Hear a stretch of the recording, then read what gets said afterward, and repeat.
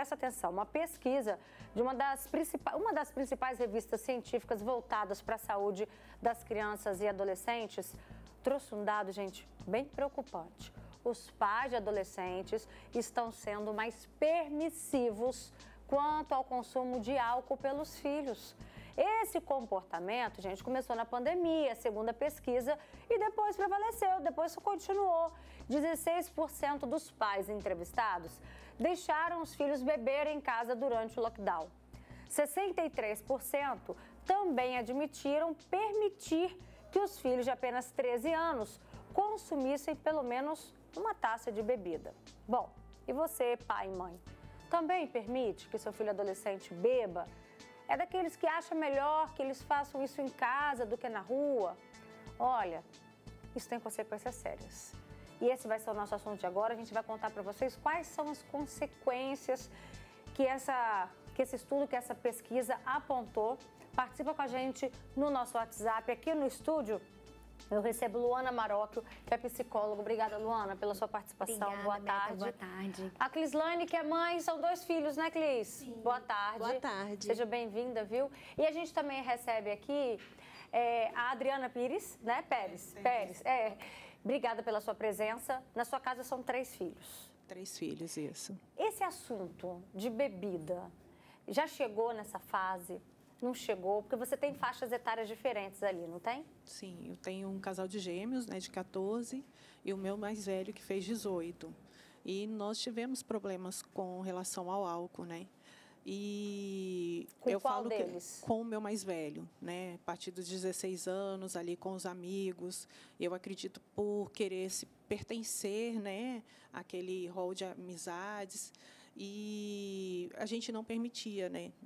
Nós não permitimos na nossa casa, né, o consumo do álcool.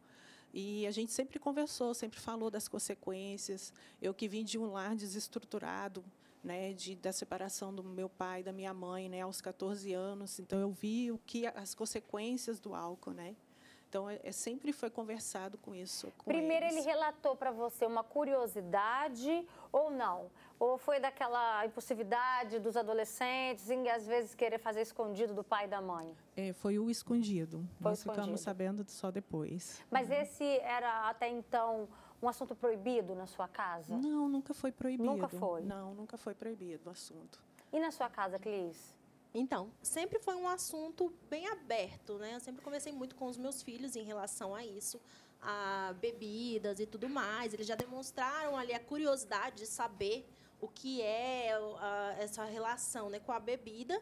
E eu sempre deixei muito claro para eles quais são as consequências, até porque 80% é absorvido pelo organismo, né? Então, a pessoa acha que bebeu ali, urinou, acabou. Não, você tem que tomar de cada 4 latinhas de cerveja, no caso, uma de água. Só que as pessoas geralmente estão bebendo ali, nem ligam para a água, nem tomam água. Então, meus filhos, eu sempre deixo ali eles conscientes do que são os danos causados para o álcool, né?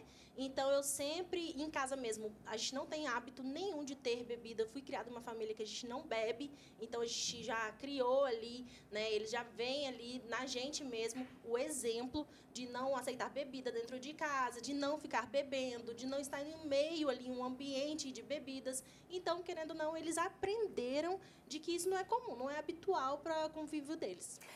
Na sua casa, então, eles têm esse exemplo, né, de que os pais não bebem, então não tem esse assunto, não tem esse convívio, essa vivência. Mas na casa de muitas famílias tem. Então, a criança vai crescendo, vai chegando na adolescência, vai vendo os pais bebendo. E aí, às vezes, eles pedem para provar. E muitos pais, Luana, pensam o quê? Um copinho, uma latinha, uma tacinha, não tem problema. Mas o que os estudos dizem? Os estudos dizem que tem problema sim, principalmente por conta da maturação do cérebro, né? Quanto mais cedo os adolescentes começam a fazer uso do álcool, mais chance ele tem de entrar no próprio vício em si, né? Os estudos nos informam assim que o nosso cérebro ele alcança mesmo a maturidade até os 25 anos, especialmente por conta da região do córtex pré-frontal, né, que é responsável pela tomada de decisões, pelo controle dos nossos impulsos. Então, como o álcool acaba trazendo, né, uma redução dessas barreiras, o o adolescente coloca a vida em risco dele, né, em muitas proporções, né, como acidentes contra a própria vida. Enfim, imagina, você tem ali um cérebro super ativo, super impulsivo, de repente, né, essas barreiras são reduzidas, ele é capaz de fazer qualquer coisa, né, sem muita resistência e sem muita maturidade também para lidar com essas consequências que as duas falaram. O estudo, gente, enfatizou muito o quê?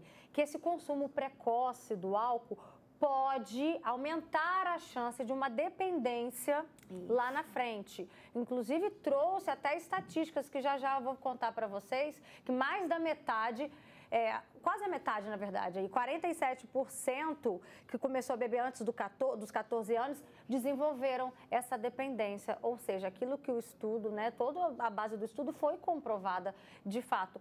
Mas como que pode se dar essa relação, Luana? A relação do vício? Exatamente por conta dessa imaturidade cerebral, né?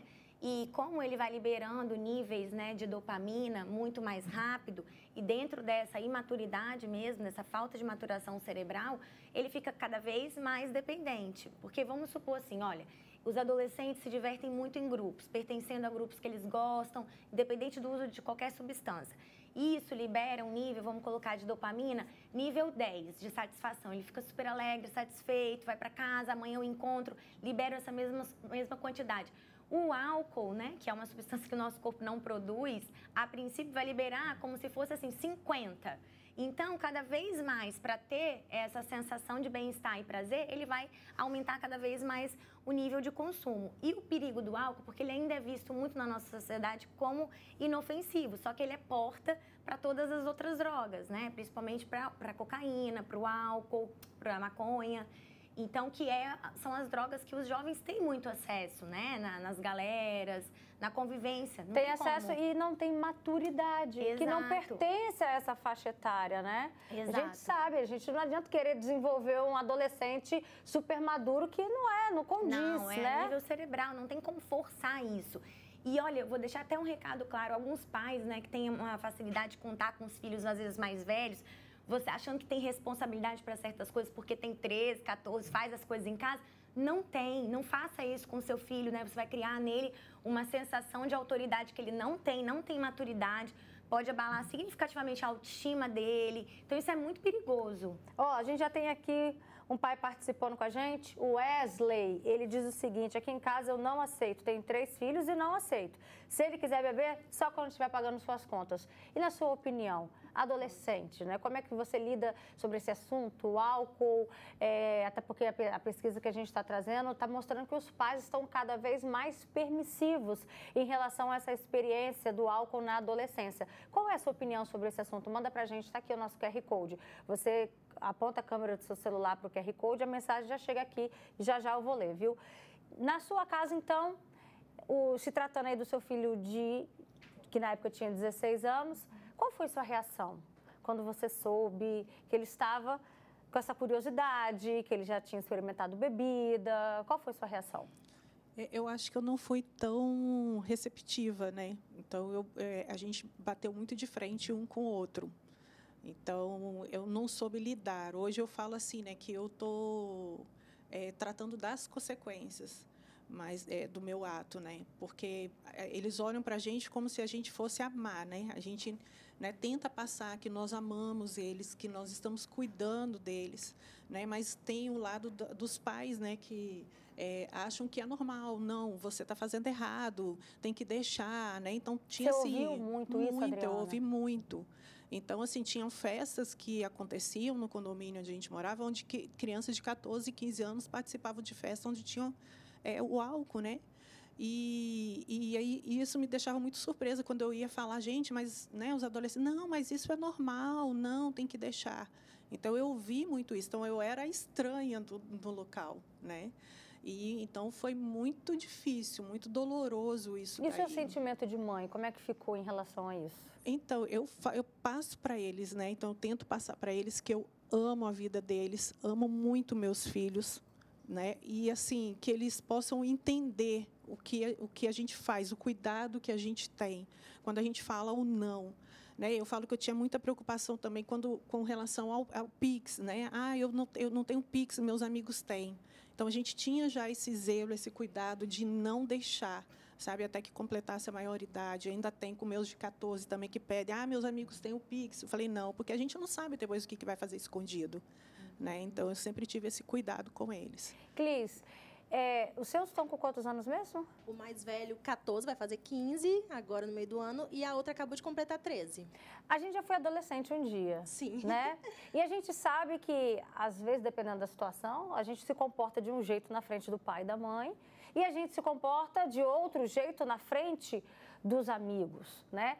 Como é que você reagiria, igual a Adriana? A Adriana se deparou com uma situação que ela não esperava. E se fosse com os seus? Sim, eu até me deparei com essa situação quando eu saí, viajei com a minha mãe, e teve um happy hour ali, né? E ela viu uma menina ali, ela bebinha, e minha mãe falou assim, nossa, ela tava falando assim que os pais nem imaginam que ela tá assim. Minha mãe ficou chocada. E eu penso assim, e ela nem sabe que eu já aprontei também, escondido, porque ela não deixava, né? Ela não me permitia viver aquilo. Então, eu pensei, não vou comentar. Mas depois eu conversei com ela e falei sobre isso. Já com os meus filhos, eu procurei não errar como foi a criação, que não é que, vamos dizer assim, ela errou. Eu entendo hoje em dia que ela teve uma criação totalmente diferente da minha. Então, hoje, ela tem uma cabeça mais aberta por eu ter esse contato com ela. E assim é com meus filhos. Então, tudo é lhe permitido, mas nem tudo lhe convém. Eu sempre falo com eles. Assim, então, busque ali. Eles têm a abertura de falar comigo. Quer experimentar? Beleza. Mas, olha, as consequências são X, Y e Z. Você realmente quer isso? Eu não compactuo com isso. Mas, a partir do momento que você está ali, você fez sua maioridade, você vai ser dono de si, desde que você tenha seus compromissos e arque com seus compromissos, tanto financeiro, né, quanto psicológicos também. Ter ali o emocional equilibrado para não trazer um transtorno para mim. Porque até mesmo eu criei muito bem criado, dei todo um suporte e uma criação ali de abertura para chegar até a mim e tirar todas as dúvidas e ter uma criação ali que realmente tem aquela comunhão ali de mãe, filho. É claro que ter a amizade da mãe nem sempre é 100% quanto de um amiguinho.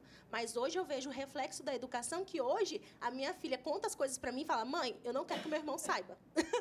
Então, assim, ela esconde do irmão, eles são cúmplices, mas ao mesmo tempo tem coisas que ela quer esconder do irmão e só quer dizer para mim, só quer relatar para mim como uma amiga mesmo, e ter esse companheirismo, essa abertura de conversar comigo. Por mais que a gente escute uma resposta linda como essa na cabeça dos adolescentes, a minha mãe é chata, o meu pai é chato, porque meu amigo pode, na casa do meu amiguinho, os pais deixam na frente ali deles que é melhor beber em casa do que beber escondido. Luana, para quem tem essa curiosidade, proibir é pior? Como que a gente encontra, sabe, um ponto em comum, sabe, um denominador, né, em comum, para que a gente consiga falar assim, meu filho, não é só teoria isso que a mãe falou, sabe? Como que a gente convence os nossos filhos de que realmente vai chegar a hora se for poder provar, não precisa ser tão cedo. Sim, acho que a gente convence muito pelos exemplos, né? Porque se você não faz aquela prática, o que você está falando tem mais fundamento do que só faça o que eu falo, só faça o que eu digo, não faça o que eu faço. É muito difícil, a não ser que o adolescente já tenha aquela propensão de não gostar mesmo, porque tem os pais que dão uma sorte dos adolescentes realmente não gostarem dessas coisas. Mas a gente nunca sabe, né, qual é a predisposição cerebral de cada um. Cada um vai reagir de uma forma. Tem uns que vão experimentar com consentimento ou não vão gostar, vão tomar um porre e nunca mais vão querer fazer uso disso.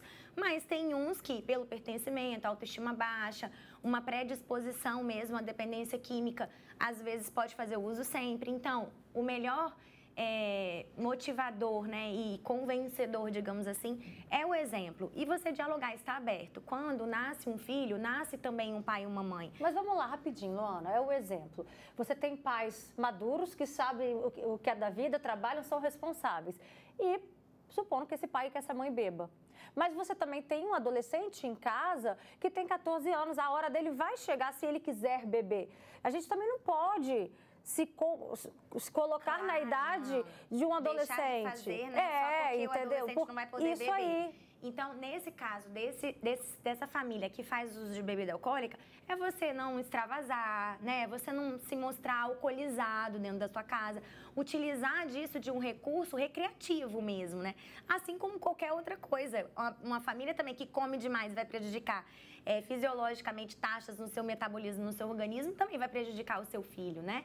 Como a gente está falando de substâncias que dentro da nossa lei não são permitidas para menores de 18 anos, seu filho vai ser educado dentro dessa estrutura e com essas condições, né? De você se mostrar ali inteiro e não toda vez dar vexame ou algo do tipo. Perfeito. Ó, tem aqui mais participações, tá bombando, viu, gente? Tem um pai que fala aqui, eu sou o José, não concordo com os pais incentivar filhos a beber, depois vem as consequências. Também tem a Maria, falo com isso muitos jovens de até 16 anos que estão viciados em copão, cigarros e até drogas. A Denise Amâncio participa com a gente no Facebook, ela diz, Roberta, no passado a minha família era tipo casa de bamba, né? Meu irmão mais velho começou a beber com 13 anos, quando chegou aos 40, faleceu. O alcoolismo matou o meu irmão. Tem outro comentário também, só quem teve pais alcoólicos, né, sabe como é a porta para a violência doméstica. Eu não quero isso para os meus filhos. Outras pessoas dizem, é muito triste ver esses jovens e adolescentes se perdendo. Outro também comentário, sempre achei errado os pais falarem, enquanto está bebendo comigo está tudo bem. O problema é que nem sempre eles estão debaixo das nossas asas, depois podem mudar de vício para coisas piores. Daqui a pouquinho eu volto a ler mais comentários. E aí os de 14? O de 16 já completou 18, né? Já se tornou aí, já alcançou a maioridade. E os de 14, eles já relataram alguma curiosidade? Não, eles são bem tranquilos, graças a Deus. Eu não sei se é porque já teve o exemplo do irmão mais velho e a gente sempre conversa, sempre, né, fica pontuando, né, as consequências, né, o desempenho na escola, né, então tudo que pode afetar. Então já mas essa faixa etária, eles já trouxeram algum relato de algum amigo? Alguma festinha, alguma resenha? Na nossa época era festa americana, né? É, festinha americana. Hoje em dia é o quê? Tudo resenha, né? Não é isso? Rock. Algum rock, uma resenha que os amigos estavam bebendo? Sim, tem os amigos e, inclusive, quando era para acontecer a formatura, né, deles, eu acho que vai ter bebida, então vocês não irão participar. Aí você proíbe né? Aí, de ir na festa? Sim, porque a gente não tem para o outro... Se não vai ter bebida? Falam a verdade. Então, eu falo assim, a questão... Fica a questão de falar, proíbe, né? Você Não, mas a gente não sabe o que vai acontecer lá. Né? Então, assim, quando eu participava de festas, quando eu fazia, a gente sabe o que tem, né, a fundo. E a gente sabe que, igual ela falou, né, é uma porta aberta para outras drogas. Então, essa sempre foi a minha preocupação. Eu achei interessante, Adriana, que você, no momento em que eu te perguntei da descoberta, você falou que acredita que agiu um pouco impulsivamente, agiu um pouco errado e tal. E a gente se pergunta, Luana, como agir, então? O que a gente faz? Meu filho já bebe, vou fazer o quê? Como que a gente trata desse assunto depois que ele já conheceu a bebida, depois que ele, quando sai, gosta de beber uma cerveja, um copinho ali, outro aqui? Como é que lida com isso? Vamos colocar num panorama assim, dentro de uma casa que não permite isso, mas ele está trabalhando, né? Ele pelo menos tem 18 anos, mas ainda vive dentro da casa dos pais. Entende-se que deveria haver, sim, certos limites, porque a casa ainda é dos pais e os pais precisam ter esse comando de autoridade, né? Então, assim, dentro da minha casa você não entra embriagado. Então, assim, se eu não controlo, você tem 18 anos, está pagando sua bebida com o seu dinheiro, né? E estiver alcoolizado, você não volta para minha casa. Luana, mas eu não vou acolher meu filho. Mas você vai criar nele responsabilidade de se virar. Porque a gente não vai poder fazer isso, infelizmente, como a Adriana consegue ter esse controle para sempre. Porque os filhos dela vão frequentar outras festas, inclusive festas do trabalho, que pessoas também usam drogas junto com o álcool que tem na festa. A gente não tem como sair de cenários assim. Você tem que se blindar em relação à sua própria responsabilidade consigo mesmo. Então, eu acredito que estabelecer esses limites, por ser ainda a casa dos pais, Beta, possa surtir algum efeito, né? Mas não tem controle. Se limitar dinheiro, esse tipo de coisa, ou tentar fazer o que a Adriana faz, limitar até os eventos que eles participam, né? Se for preciso. Se for preciso. Você também faria isso, Clis? Eu já sou muito assim, de dar o exemplo, né? Eu acredito muito no exemplo.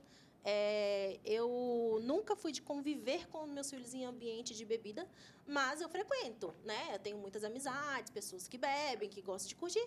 Eu tomo um drink ou outro, mas geralmente até sem álcool, eu até prefiro por questão de saúde, mas eu evito que meus filhos tenham esse convívio, né? Então, eu acho assim, é o exemplo, é a conversa, é o diálogo, e tudo que é proibido é mais gostoso.